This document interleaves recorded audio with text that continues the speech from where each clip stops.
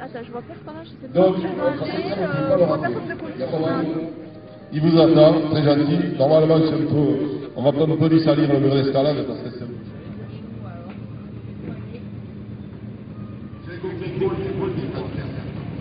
Non, c'est bon aussi. Voilà. Tout ça,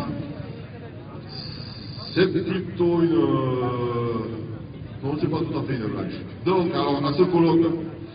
Les Australiens vont même, pour les anecdotes, ont rédigé des documents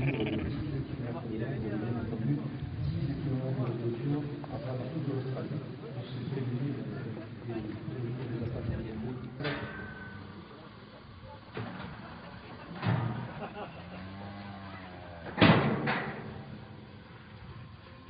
Bien, donc on voit que les bêtes ont été mises à l'intérieur du couloir de contention. Alors, vous constaterez, donc effectivement, on va voir que on va le voir passer donc en direct, qui passe par-dessus les barrières. Alors, ça c'est un classique qu'on voit sur les exploitations, c'est pas une bonne chose, pourquoi? Parce qu'on a beaucoup de déclarations d'accidents du travail avec des chevilles en vrac et des genoux en vrac. Pourquoi? Parce que lorsqu'on passe par-dessus, tant qu'on est jeune, tout va bien, on saute, et puis au fur et à mesure qu'on vieillit, ben, on grossit de plus en plus, quoi. Et puis on a les genoux de moins en moins souples, et on a beaucoup de déclarations d'accidents du travail. Le seul problème qui se pose, c'est qu'une fois qu'on a un accident du travail avec un genou en vrac ou une cheville en vrac, c'est qui est-ce qui va faire les travaux sur l'exploitation? Donc il existe les passages d'hommes, hein, c'est pas pour les feignants, c'est simplement effectivement pour éviter ce type d'accident, d'une part, et d'autre part, si le bête à un moment donné est soudainement agressive, ça permet aussi de pouvoir s'échapper.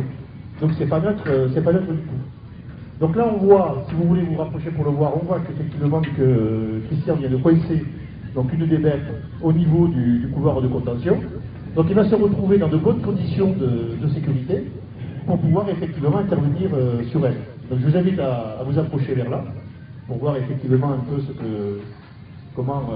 donc on voit que là il est en train de rassurer la bête.